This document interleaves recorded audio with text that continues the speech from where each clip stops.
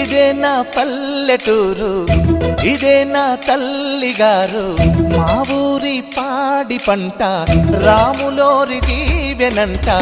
తల్లి గోదావరి నీళ్ళు కడిగె సీతమ్మ పాదాలు, ఊరంతా హాయ్ హాయ్ హాయ్, మనసంతా హాయ్ హాయ్ హాయ్.